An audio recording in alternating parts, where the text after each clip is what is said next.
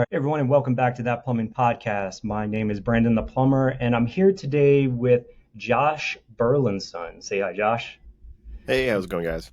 Hey, Josh came across the podcast and reached out through email, and he's got some.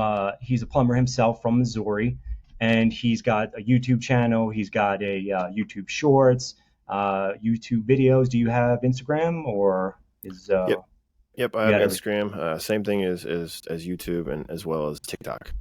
Yeah, he's got a lot of good videos. I was checking him out earlier. A lot of educational stuff that's doesn't have a bunch of fat on it. So if you're trying Right. to figure something out on the fly, you can look at it and it's not like this lifelong story building up to the repair.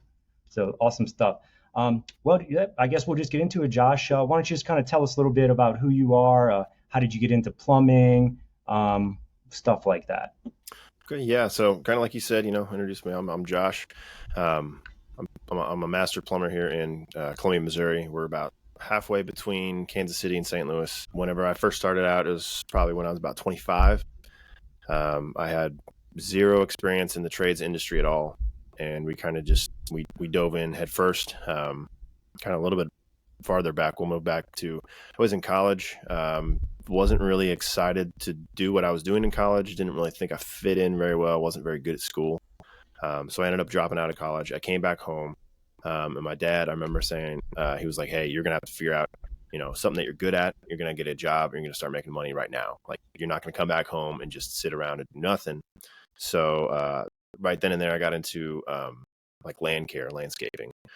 Did that for about a year. And then I moved over and actually worked at a printing press for not quite a year. Uh, did a little bit of mechanical work and did some press maintenance and kind of got my hands up and running there. And then I moved into, what do I want to do next? Clearly, the newspaper industry is not really a growing industry. It's kind of a dying industry at this point. So I said, man, I don't know. I should probably get into the trades, whether it's electrical, plumbing, heating and cooling, something like that. Seems like a good idea. My dad is an electrical engineer by trade, and so he went to a community college, got his associate's degree for basically electrical engineering. And I was like, well, that would be a pretty good idea.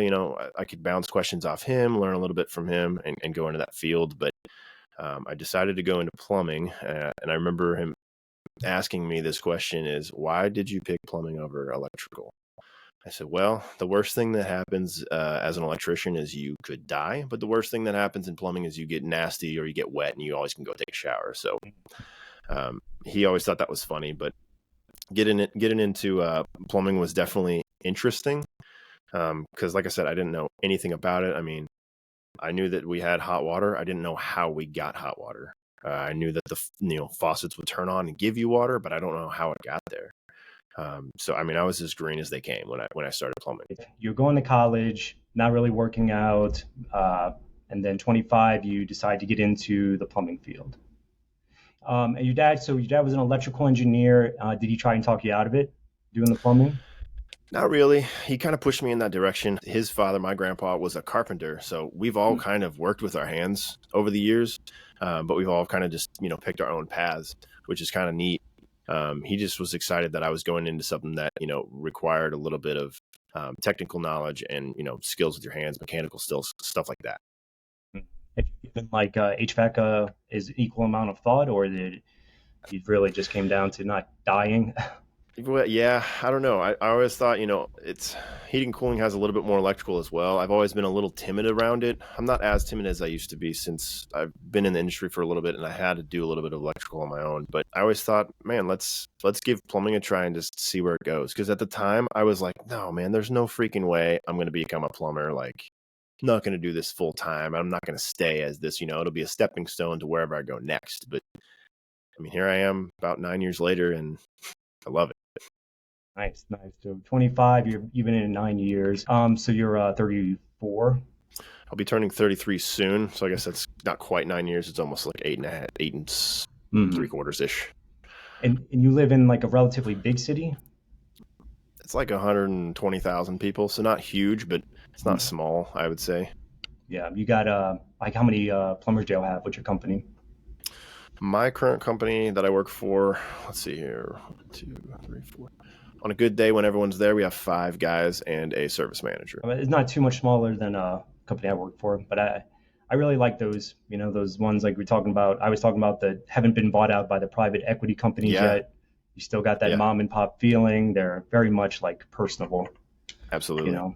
Yeah, my company cuts me a lot of slack. Like it's just like normal people. They understand like no one's perfect. We're all learning. Right, Some days are bad, some days are good. It's really a good fit for, I think. absolutely. So what was the process of getting in your foot in the door? So you're like, hey, I'm 25, I want to do plumbing. You just start applying to different companies as an apprentice, or how did that go? Yeah, so at that time, I didn't really know. I was like, I want to do something with my hands. And so I had felt out a couple different opportunities for plumbing. And they had, I'm not going to mention their name, but the company that ended up hiring me, um, they took me on as pretty much like a laborer, more so than an apprentice. I was the guy that was in the ditch on the excavation crew. And man, it was a tough upbringing and kind of a rude awakening. Because you come to work and you're working with a guy that's been on an excavator for 30 or 40 years, every single day of his life, smoking cigarettes, cussing, hey, go get that, go get this. And it's a lot whenever you're not used to something like that. And it definitely took me quite some time. I would say at least 4 to 6 months until I really was like, all right, I think I know what I'm doing here. And I understand, like, when I get out of the truck, this is what we got to do. Got to get the tools out, got to get the batteries charged, got to get the ladder out, got to get, stuff like that. But it was a good entryway into plumbing because once I had my feet wet in there, literally, I understood everything that was underneath the ground before I even started working with customers inside the house. So it gave me kind of a leg up on some of the other technicians that hadn't seen that excavation side yet. Because, we were replacing water lines, sewer lines, we were replacing septic systems, sewage pumps, stuff like that, that unless you kind of really focus in on that, you don't get that from a day-to-day experience just because you're not going to see them every day unless you're really focused in on those. Mhm. Got you. So there was no formal education. It was just like sink or swim. Here's a Correct. shovel, figure it out. Pretty much. I mean, my excavator was a very good teacher, but he had no licensing, no nothing like that. So whenever I first started off learning was just like, hey, this is how we do it here. And kind of looking back on that, he's pretty good. I don't know if I'd call it, up to code on every single perfect thing, but I mean, honestly, here in Missouri, there's a lot of small towns, code is not hardly, enforced here. Because I know, places East Coast, West Coast, um, the code is like, that's all you can do. Like, you Mm. can't do anything but that. Here in Missouri, you can kind of get away with stuff, which is unfortunate. Um, but he was a pretty good teacher for what it was. Now you said you're a master plumber, so you have to be licensed in Missouri to like be in your own van. Did you go through like a state licensing procedure? How does that work? So technically, you don't have to have licensing here in Missouri to plumb technically. As long as you are employed or working under a working master plumber, you can go out in your own van. You can go out and do your own work. But ultimately, everything would come back on that manager or master plumber or whoever's supervising you on from that company standpoint. But mainly, I just got the master's license so that if I ever do want to leave and do my own thing, there's no problems. I can pull permits. I can do everything that I need to do. And get it all taken care of underneath my own name. I won't have to work for anybody else, but I really do enjoy the place that I work at, and I don't plan on going anywhere at all. It's just one of those things that I would rather have as a personal achievement because I never did finish college. To me, that's like finishing college for plumbing, pretty much, and then just having that in the back pocket if anything were to go wrong. Yeah, that's very smart. I'm actually looking at taking the journeyman's exam this summer, just to better myself, just to get a better grip on the code. I mean, I know what I have to Absolutely, know, but especially since I'm like a service manager, I should know the codes more than than anyone. So absolutely. you got your master's, so you have your journeyman's, and then you went got your master's, or you just went straight to your master's. Correct. So when I was at my first company, I was there for almost 6 years, and so I had built up enough time that I had definitely got my journeyman's. And then when I left to work for the company that I currently work for, I was like 350 hours shy of qualifying for my master's test. So once I got that, I was like, yeah, I want to get my master's. And they're like, that's cool. We don't really care that you get your master's. If you want to, that's perfectly fine. And I said, this is more of a personal achievement thing for me. And so I wanted to stand my ground on that and get that done. And I'm very happy that I did. Even though I don't use it right now, it's good to have. Yeah. So you could go start your own business legit if you wanted Yeah. to. You got Yep. everything in place. Yep. That's nice. That's the way it's at. I mean, that's where the real money's at, the big stuff. Yeah, absolutely. Is that part of your long-term goal, or you're just kind of, what are you thinking? I think really, so my long-term goal is more so, I know you'd said you watched some of the plumbing content stuff that I had put up. But I really want to like help get people into the trades, help teach them what I know. I know I don't know everything, but there are some things that I've learned over the years, tricks of the trade, honestly, that if I can pass those on and maybe help some person from making a bad mistake that I did before they do, man, that's like gold to me. I would love to open some sort of company that encompasses just teaching the trades, whether that's some sort of trade school or informal trade school, possibly. But I think that would be really cool. Yeah, absolutely. I mean, I'm in the same boat. The education, I mean, the opportunity is perfect for people that are, if they can get through the apprenticeship phase, which I think a big problem, I'm not sure about your payout there, but a big problem I'm noticing is that they're not, the apprentice pay is not attractive enough to get people, 15, I mean, 15, 18, $20 an hour. I mean, that's not enough. You're going to be on a shovel Yeah, all day digging, and you need to get like a good livable wage just to be here and then get them absolutely. to stay. Are you guys like commission out there, or is it because like smaller towns sometimes they're hourly, or are you Mhm. guys big enough to do commission? So funny you should ask that. The first company I worked for was primarily commission. And I played that game, like I said, for almost 6 years. I was a technician on commission for probably 5 of that 6-ish years. And it was kind of challenging. I really liked it at first. And then I figured out how, I don't want to say bad, but like it was like really bad for me. I really wasn't making as much as I thought I should be. Um, and I was working way harder than necessary to really make the money that I was making. It was good money, but it comes down to like, man, some weeks you'd come home with $4,000, and then the next week you'd come home with like $600, and you're like, Yeah, that's just impossible to budget. yeah, And it was a huge stressor on me and my family at the time. So whenever I moved over to the company I work for now, I have like my base hourly rate, and then on like water heaters, water softeners, water treatment stuff like that, toilets, faucets, you get a percentage of commission on the ticket sale, basically. So it's kind of a win-win because you get a little bit of both. Not everything has a commission attached to it, but it does give you that incentive to help offer those options and get those products sold.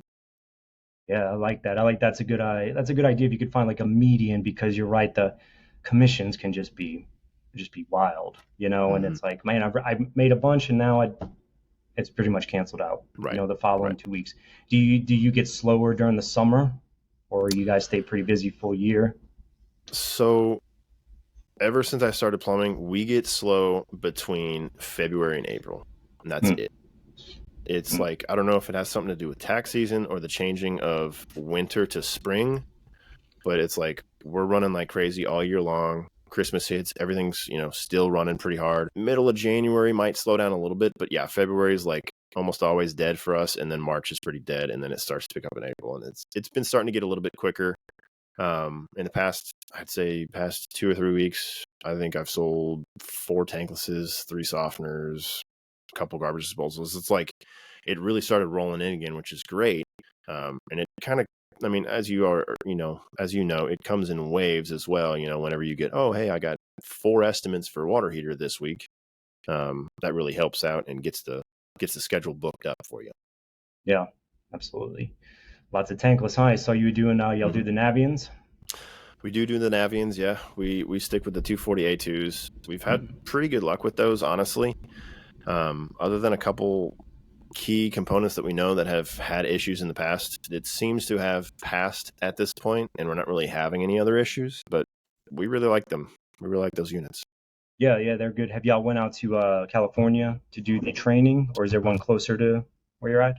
So we haven't been out to California or New Jersey, either one of those offices, but we did have, I can't remember who it was. It was like the local reps or whatever that do the training for Navient in our area. I think they're out of like Kansas City. They came into our old shop before we moved, and we did levels 1, 2, and 3, I believe.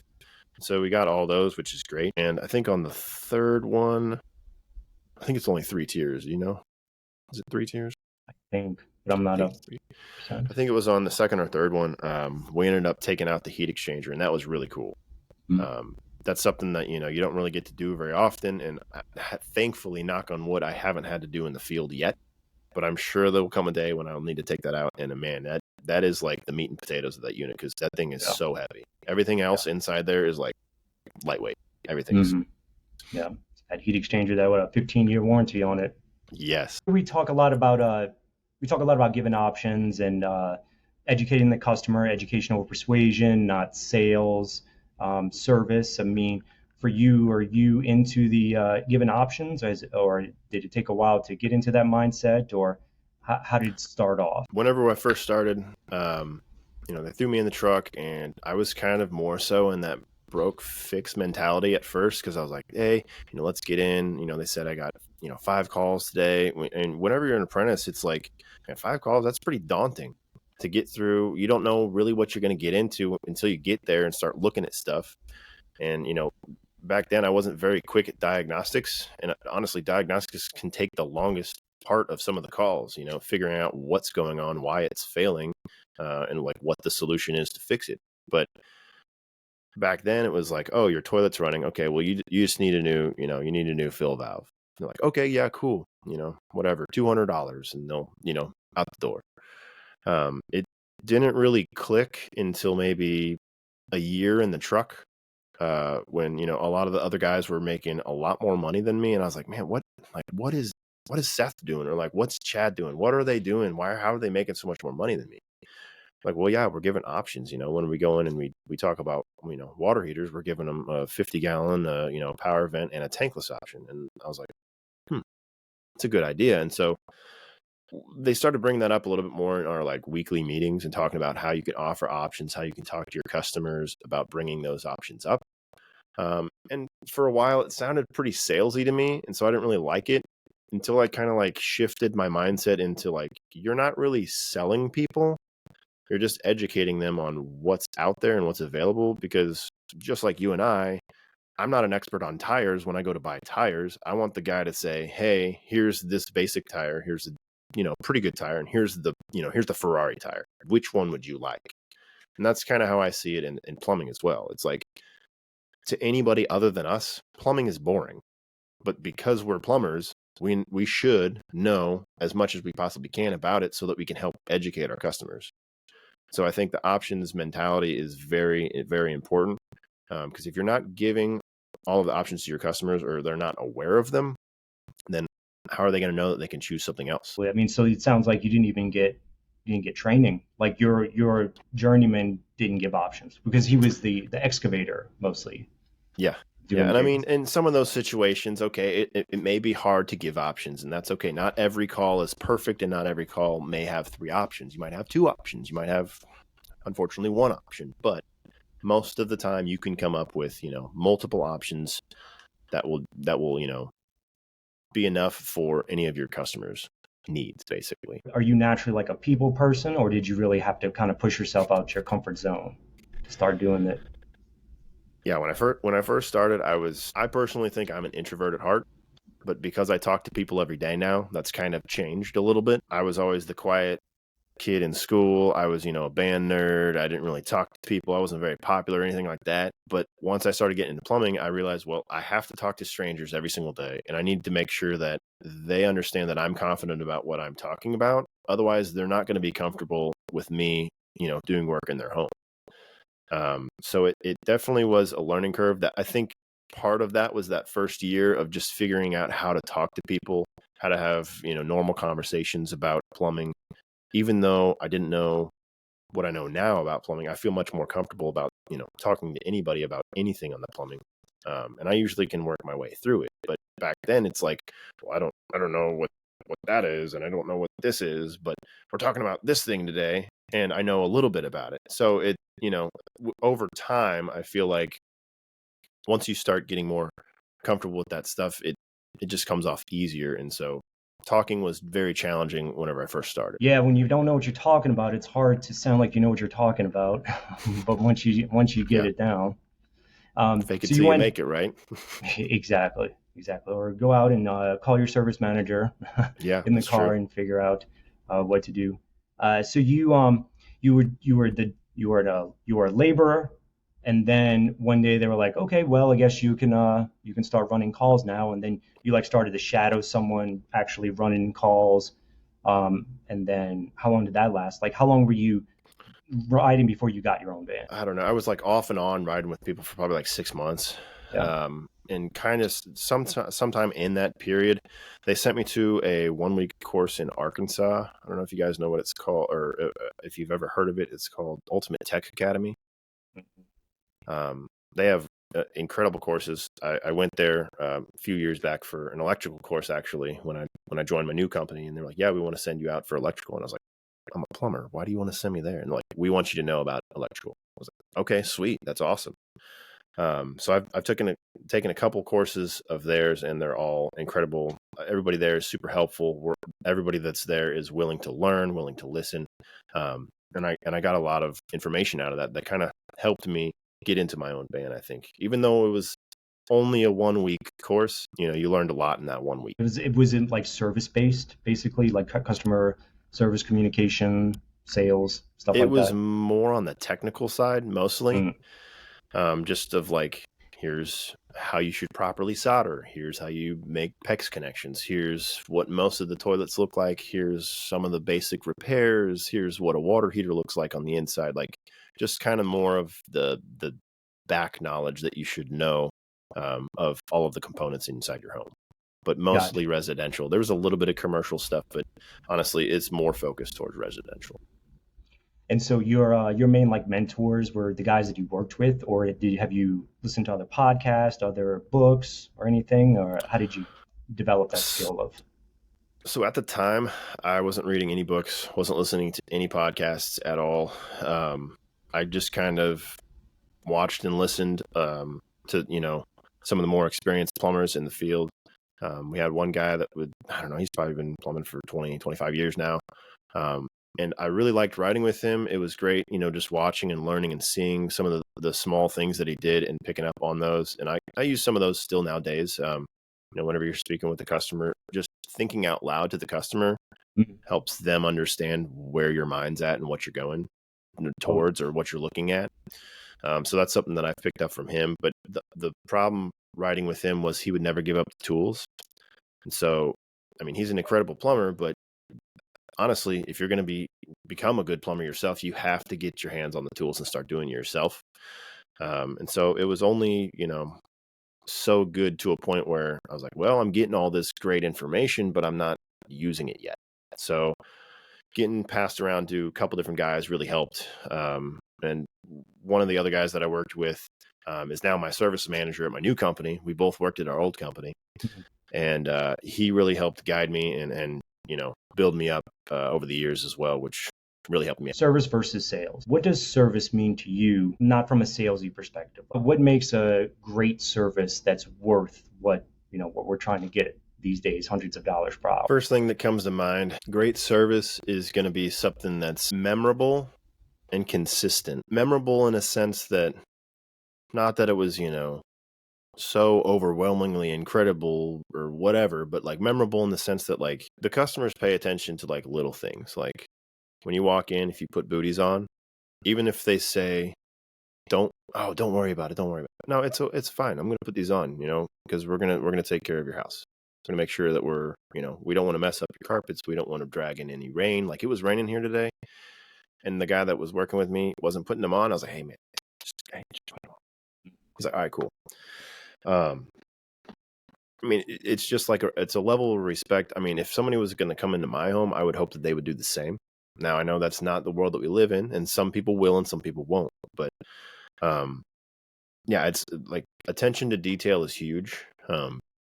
And it'll really go a long way with a lot of people. Absolutely. Yeah, I mean that's spot on. The little things like booties, even unless they tell you specifically, don't worry about it. And then even so, I mean, you Right. just do it anyway. But booties, gum, parking on right side of the road, Yeah. the little things that really matter because they might not say anything if you don't put booties on, but in the mind they see that Yeah. footprint when the light hits it just right, Yeah. and that just kind of it stacks it, and then next thing you know they don't like you because you don't Right. respect their house. Right. But you're right. Also, one of my other bosses, when I first moved to Phoenix, I worked for them for like 3 years. He kind of taught me, that company taught me ethics when it comes to like taking care of the customer. They were Yeah. really about taking care of the customer. We were hourly with spiffs, so kind of like what you got. So it was like there was no rush. You didn't have to sell anything. You were going to get paid no matter what. But he always said it's the customer's going to forget the repair long after you left, but they're always going to remember how you made them feel. Absolutely. So, or it's you're there to fix the customer more than Yeah. the part as well. So Yeah. I think that's spot on. I know one thing that our service manager currently says a lot is, when a customer calls us, they're in their mind, they're having the worst day of their life. Their toilets, overflowing, or their bathtub won't shut off. Oh my gosh, this is the worst thing that's ever happened. They're right now their life is ruined to them. And we show up and our job is to basically make that better for them. We want to go ahead and just like take care of that. And we want to put their mind at ease that, hey, here's, option A, B, or C. We can get it all taken care of for you today. It's no big deal. What would you like to do? And then once we get started, everything's cool. We get done and they're like, oh my gosh, this is just so much better. I can get back to my life. I can get back to, my kids' baseball games or whatever it might be. And their life is back on track. Yeah, it's all stop for them, and not to mention they probably are afraid. They're probably Yep. afraid. How much is this going to cost? Who's going to do it? Am I going to have to take off work to get this fixed? Is it I'm going to have to take out a second mortgage to repair it? So putting them at ease, letting them know somehow, even if you say, oh yeah, I've done this before, like make them feel that they're with someone who has experience and is competent and is going to take care of them. Yeah, Absolutely. yeah, that's pretty good.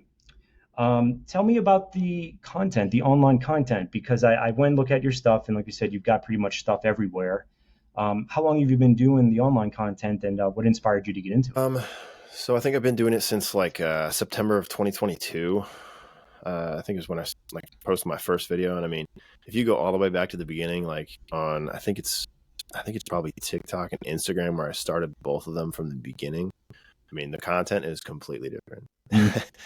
It's I like to think that it's gotten better over the years now.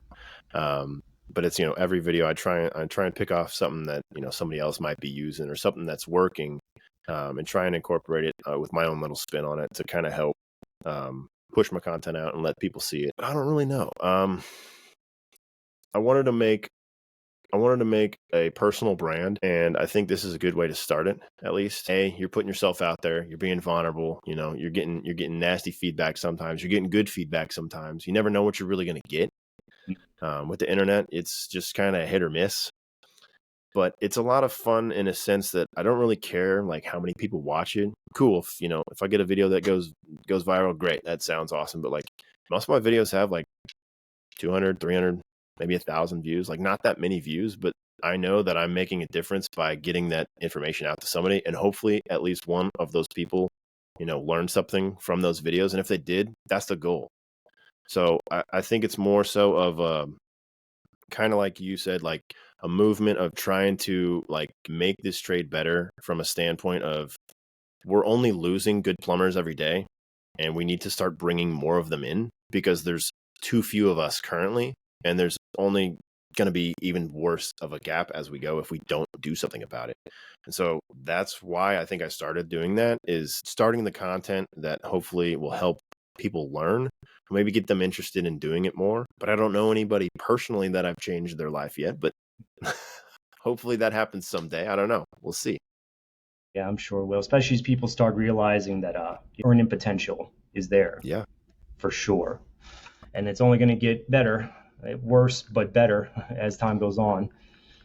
Did you, when you decided to do it, was it just okay, I'm going to do it, or did you fight with it for a while? Was content always something you wanted to do in one form or the other, or you just kind of just did it kicking and screaming? So I remember this was back when I worked at the newspaper printing press, and I had made a time lapse video of like all the different tasks that I did, like in a week or two's time, and then I eventually sat down on my computer and I merged all those clips together, put some music behind it, and I threw it up on my Facebook.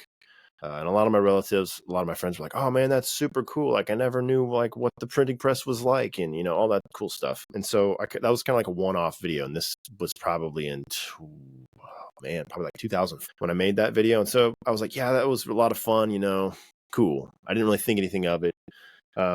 Fast forward to right before I started doing content, I've been listening a lot to I don't know if you've heard a podcast called Real AF with Andy Frisella, but he has a lot of guests on that are just like successful business people, entrepreneurs, stuff like that. I was listening to one that I can't remember his name, but he was specifically talking about like just putting content out on the internet, and then people started, you know, receiving it well, and they started following him, and he started going bigger and bigger.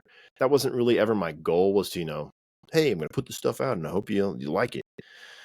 But it was more so of him just like taking the leap and being like, I'm just going to do this and see what happens. And so that was kind of the mindset that I went into it with, was what's the worst that's going to happen if you put some videos up and maybe you get 100 views, maybe you get 5 views, maybe you get 1,000,000 views. I mean, I think it was like that winter, like that December, I had one video that had like 4 million views or something crazy. Little did I know, it had copyright issues with the music, so I had to take it down. But I still have the video, so I could go back and remake it and resend it. But why did that video all of a sudden go crazy viral? I don't know. So I don't know if it had anything to do with algorithm stuff. I'm sure it does, but it was kind of weird because, you know, all my friends were like, "Oh man, your video went crazy. Your video went crazy." I was like, "Well, that's not what I'm doing this for, though. You know, I'm doing this so that I can help people." Plumbers and the internet can be particularly bad. Was it hard getting the criticism? Did it take you a while to get past it, or does it still mess with you? How do Yeah, you deal so with like that? when I first started, it was kind of rough. Like, I mean, you know how the guys are. It's, you know, on, you know, plumbing fail pages or whatever. They're just like digging into these guys. And I mean, that's kind of how our industry always has been. Like, it was, you know, in person at my past job, you know, it was like we would sit at the round table is what we called it. And it's just a big octagon in the center. And it's like you just try to cut the other guy down in the morning, and, you know, it's all in fun. But it's like, man, some of those will cut deep on you. And that's kind of how some of those comments will go. But you got to understand that, like, this person is it's a subjective comment that doesn't really mean that it's fact. Two, like, you're gonna do it your way, and you know that it works. If you're posting something, most likely you're not gonna post it and be like, well, I know this doesn't work. And it's like the things that I do, I know work, and I know what's okay to do in my area, and so that's what I'm gonna post. And if you guys don't like it, you know, you don't have to watch it. But there's definitely been a couple comments where, you know, you go down a rabbit hole and you get to the point where it's like, you know what? Yeah, you're right. And you just kind of leave it at that, and then they go away. So typically, you know, I try and have, you know, constructive criticism conversations with people now if they, you know, have issues with any of the videos. But most of the time, you know, it's pretty positive stuff, or people asking questions. And that's really what I enjoy, is if I can answer somebody's question, make their diagnostics easier, that's the goal. Yeah, yeah, because I mean, it seems like me, my target audience is not the boomer who's been in it for 20 years. It's the Right. guys who are just in or thinking about getting in, and so that we have a lot of value to offer those guys. And like I talked about before, it's when it comes to service plumbing, customers not going to care if your solder joints are a little bit drippy, or Right. that's about the service, like you said, how you made them feel when you left, and did you educate them? Not perfect solder joints or whatever crap. I mean, there's always something. And then there's so many different ways to do one thing.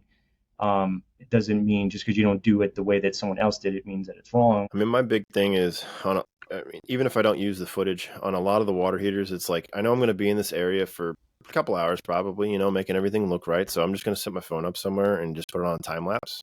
And then if I end up not liking it, I never post it. I delete it. So If I end up, you do plan your videos out, or you do record everything and see? Sometimes it kind of just depends. Like once you go through the diagnostics of, whatever call you're at, and then you kind of see what you're going to do. Once you get approval to do the work, depending on what it is, is it, I don't know. If the customer's going to linger a bunch, probably not going to do it. If the customer's just going to be like, yeah, go ahead, it's in the kitchen, whatever, I might film something. But yeah, usually if it's like a longer job, I can usually just post it up somewhere and just let it kind of just run in its course, and then I can kind of edit it later and figure out what I like and what I don't. Do you have like a goal, like so many per week, one a day, or just No. whatever? At first, I had a goal, is like, oh yeah, I'm gonna do like 4 or 5 a week, and then I was like, man, that's a lot of content a week, especially if you're trying to like edit it all. I mean, making the video itself does not take that long typically, because I'm trying to make shorts, which are a minute roughly. But editing, oh man, that'll take an hour on a minute video. Mm. So I don't know. I kind of just, I send them out whenever now. I don't know. I probably have like 8 or 9 on my phone right now that are like ready to go, but I don't want to blow all those all at once, so that if I do get into like a lull spot where I'm not getting any footage, it's like, well, I can still release a couple videos every once in a while. So I'd probably say like 2 or 3 a week maximum. Yeah, that's the key I find, is to have one in the bank, so you're not like rambling. So far, that's mostly what I've focused on, is like some of the shorter videos. I know people's attention span is pretty quick nowadays.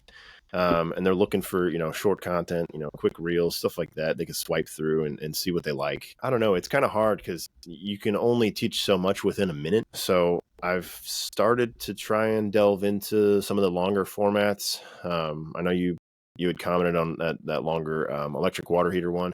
That was really the first one that was like a long, like 9 to 10 minute video. I mean, that was probably like an hour of me just like talking in front of the camera. And I just had to chop that up in 2 different cameras, Yeah. which that took a long time to do, but I think it turned out really good. And for somebody that is wanting that information, that's a great video to go to. Yeah. So I think I might continue down that path and see. I mean, like I said, I don't think it's going to get much views, but the people that want it, it's going to be helpful for them. I know that. Another thing, to touch back on service real quick, something that I learned, kind of going back to that Real AF Andy Frisella podcast. He talks about an acronym that's ETL, I believe it is. Yes, ETL.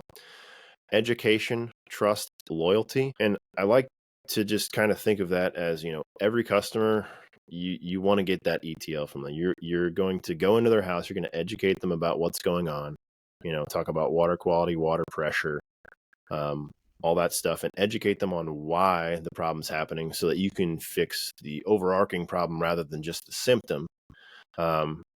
Once they go out and find that information that you provided them was true, and they figure that out on their own, they're going to trust you, which gets to the T.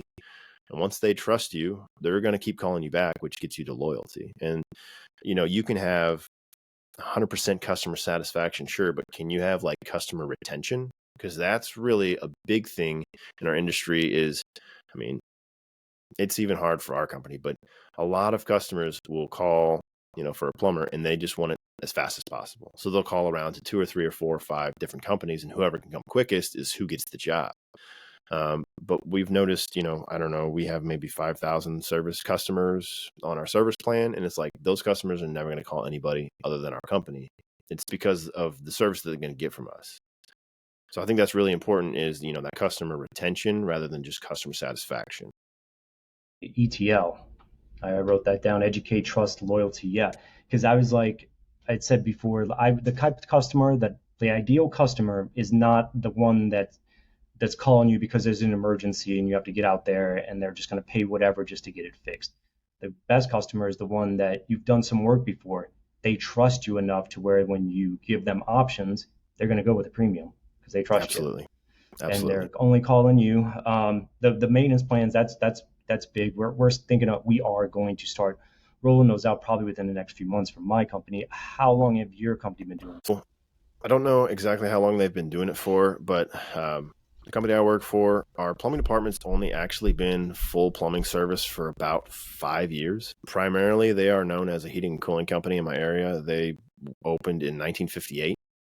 And so they've been around, and they know the people of Columbia for sure. and the people in Columbia know who we are in the heating and cooling department. But a lot of people are still learning that we do plumbing, so it's kind of been an uphill battle against that for a while. But we've had those service plans ever since I started, and I mean, building that customer base is huge. We don't currently have any like added benefits for using the plumbing side. Like we don't have any like plumbing like annual checks or anything, inspections like that. But we do have like the heating and cooling side. They have, AC tune up, furnace tune up, and everything like that. What's some advice or some tips or techniques, or what do you do to kind of maximize those calls that are just like maintenance? So the big thing, we'll have heating and cooling technicians go out and get us on what they call a free plumbing inspection. That literally gets us in the door to talk to the customer about anything that they want in their home for free. And sometimes they say, hey, I was down here doing maintenance on the furnace and I noticed that the floor drain's backing up. It's like, perfect. That's a great way to get my foot in the door, talk to them about what we could do, drain clearings. Have you ever had a camera done? Do you use any drain maintenance products right now? Anything like that? Has this ever happened before? Ask a lot of questions with your customer to try and get some more information about what's going on. Anytime we go out and do those as well, we're going to check water pressure and water quality, which are kind of like the two biggest things other than age, for all of your plumbing fixtures in your house. And so that's something that's super important to bring up with your customer. A question that I like to ask them is, has anyone ever talked to you about water quality? And usually that opens the door of it's a yes or no. And then if it's a yes, ask them, what do you know about water quality? Or, when was the last time you talked about it? Because most of the time, I would say in my area, a lot of people don't have water softeners or carbon filters or RO systems or anything like that. But it's definitely something that I think is necessary if you're trying to make things in your home last a long time. Is their water quality pretty bad where you're at? I would say on average, you're probably like 12 grains per gallon of hardness. Okay. So Because there's not mountains great. around you? No, No mountains. it's a big old piece of limestone. We're Mm, right near a river, and so we get all of our water from the river. gotcha. And it's just, yeah, it's pretty rough. Do most people have a filtration? Like it's caught on or not so much? I would say like 75% of people don't, Don't. Wow. Okay. unfortunately, Yeah. including myself right now, unfortunately. But that'll change once our water heater goes out. There you go. Get you a Navian, right? Yeah, we'll get a Navi and we'll get a little cabinet softener and we'll squeeze it into that spot. Yeah. What's some advice you would give to apprentices or people thinking to get into the trade? What's something you wish you knew before you got in? That's a good question. Do you want a job that you'll never, I should say it that way. Let's see here. Yeah. Do you want a job that'll never have a lack of jobs? Does that make sense? Like even during a slow time, there's things that can be done. During the slow time, that's a great time to call customers and say, hey, have you had your water heater flushed this year? Have you, basically, like, have you ever had a plumbing inspection done? You've had us come out and just take a look, just take a once over of everything, make sure it's working good. I mean, I get people all the time texting me on my personal number and like, yeah, can you come out and do this? I'm like, nah, just call my company. Take care of it during the day. I mean, if I wanted to, I could work every single hour of my life, but I don't. I choose not to. But the opportunity is out there. You could literally run from the time that you wake up to the time that you go to sleep, as long as you want. Yeah, the job security. It's definitely, and plumbing, I think more so than like HVAC. I mean, HVAC, it's an air condition. It's hidden somewhere. It blows cold. Is it blowing cold? Okay, it's working. Right. You can get filtrations and all that stuff, but electrical is kind of the same thing. It's in the walls. It's working. When I flip the switch, does the light come on? Yes, it's working. Right. Plumbing, there's every fixture. There's different faucets for each fixture. There's water filtration. There's different styles for everything. There's so much more opportunity for plumbing, it seems, versus any other of the like trades, service trades as well. Yeah, and I mean, honestly, not to say that we're essential, but it's the most essential thing to human life is water, literally. Getting water into your body and then getting the waste from your body away from your body, literally. Those are like the two biggest things that keep humans alive. It's clean water and sewage systems. I know people don't think of it like that, but it's like, if we didn't have that, no other job would really be able to happen. safely. They say that plumbers protect, save more people than doctors because of the sewage and all that, getting all that nasty stuff away. So yeah, it's essential, absolutely. Is it the most glamorous? No, but it's definitely essential, and you're doing something that does matter. It's Yeah. not just like designing some button for Facebook. I mean, to me, it's also very like I take a lot of pride in my work. So if you're very prideful and you like to see, the finishing outcome, that's something that really drew me to plumbing or any industry for that matter. If you're an electrician and you're wiring a new breaker panel, like make it look all nice, make it look really good. Because whenever you're done, you want to be able to like, yeah, I did that. And that's how I feel with like installing a water heater, installing a faucet, installing a toilet. I want the customer to come in and say, hey, here we are, we're all finished with this. How does this look? And if they're like, yeah, that looks great, that gives me a sense of pride that I'm doing something good with my life and I'm helping somebody else out. I know you've had Mac on a couple times. Mm. I've watched a lot of his videos, and man, it's crazy to me that you guys have like your main shut off and your PRVs are outside. That blows my mind because like here in Missouri in the winter, man, it's like it could get down to like -15, like Mm. sometimes. I mean, most of the time it's not that cold, but it can and has. And so like seeing anything like that outside, like I'm just like, it's gonna freeze. It's gonna freeze. It's gonna Mm. freeze. But I got to remember that he's in Phoenix. Okay, it's probably like what? The coldest it ever gets is like 50, 40 maybe. Yeah, I mean sometimes you get a snap, but nothing serious. That's crazy. Nothing serious. And then so in Louisiana, all of our water heaters are in the attic as well. What? Yeah. Yeah, I mean, I just thought That's that was normal. crazy. So every job is a two-man job, every water heater. Yeah, And as the apprentice, I was always on the bottom of the of course. ladders.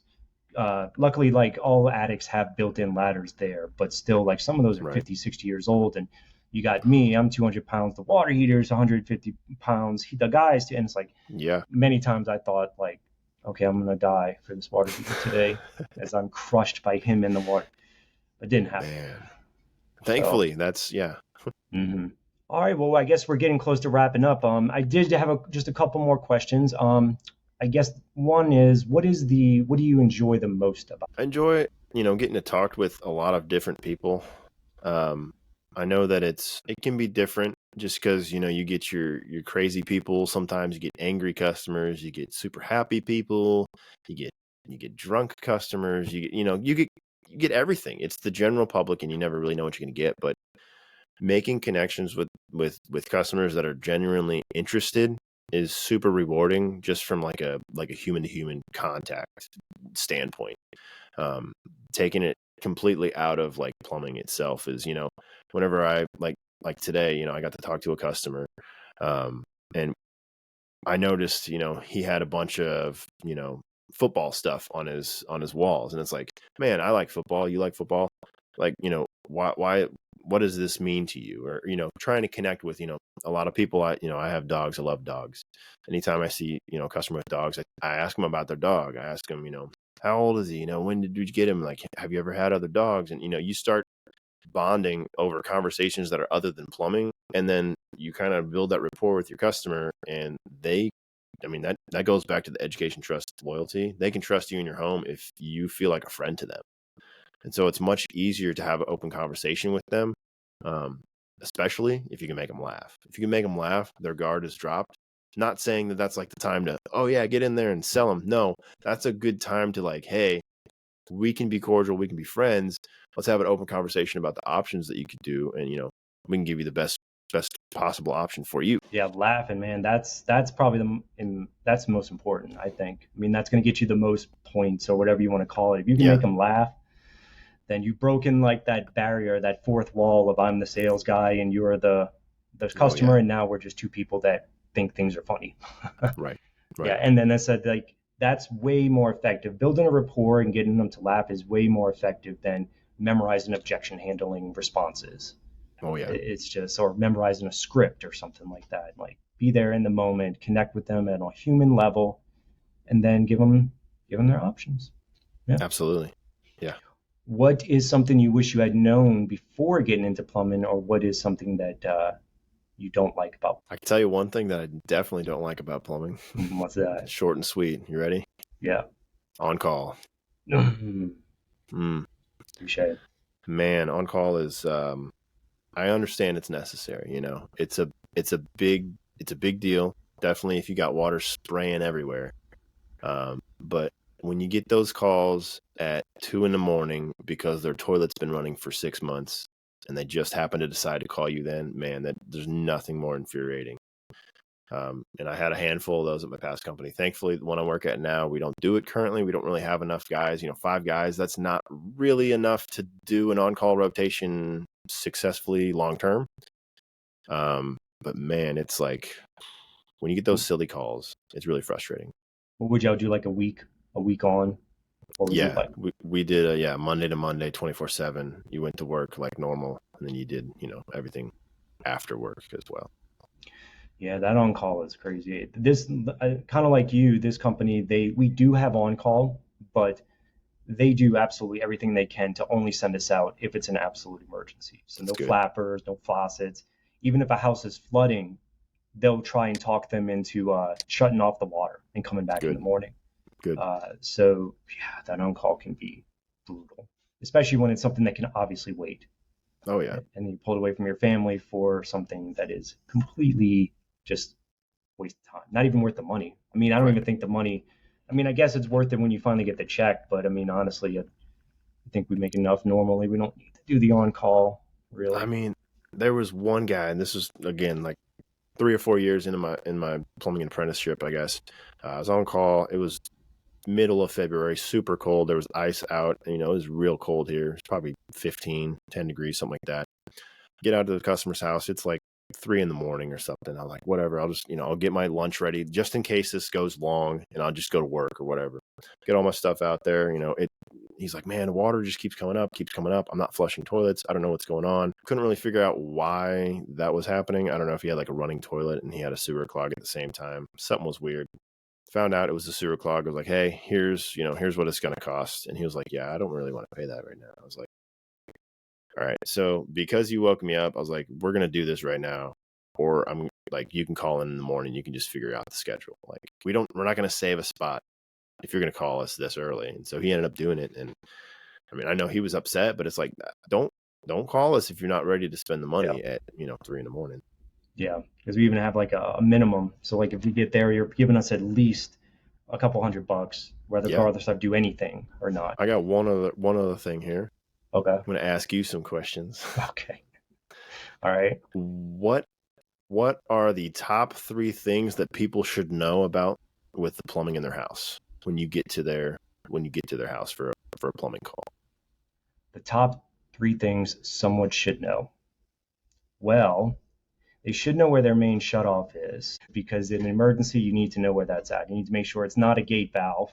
If possible, that's a ball valve so that it works when you need it to work. Let's see. The other thing, I mean, it's kind of getting back to the three vitals. I mean, the pressure at your house, anything over. I mean, it's 80 here. Is it 80 over there as well? The PSI. That's like the maximum allowable. Yeah. Yeah, yeah. So something over that, anything over that, and you can cause problems.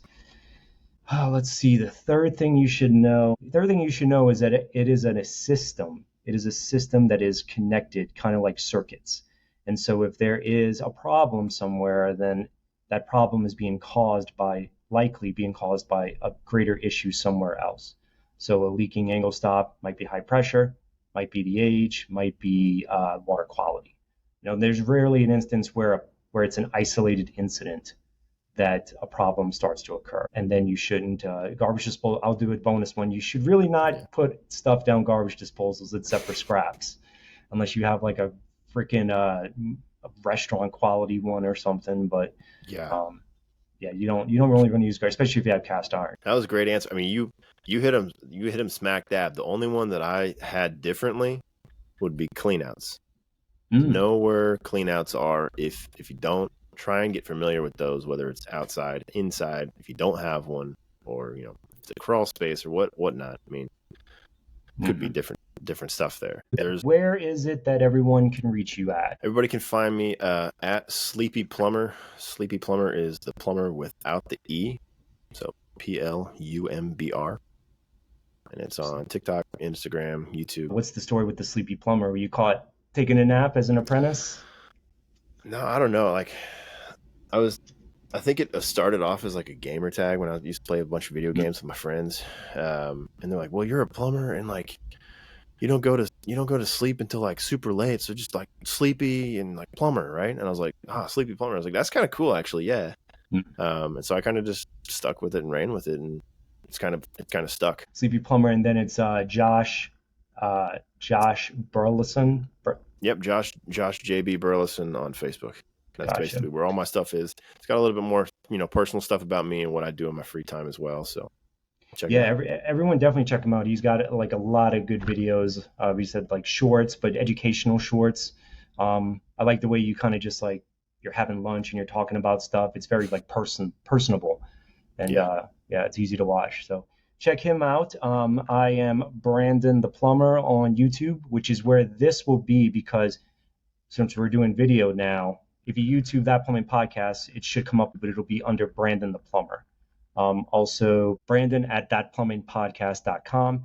Send me an email if you want to be a guest, if you have questions, if you're looking for some coaching, if you're in the Phoenix area and you're looking to get into the trade, reach out to me. There's a couple companies that I might be able to point you in the direction of. Other than that, Josh, I mean, I hope to have you on again sometime. absolutely. I appreciate you having me. This is a lot of fun. Awesome. Yep. Cool. So, all right then. That's it for today, and I guess we'll talk to you guys next week.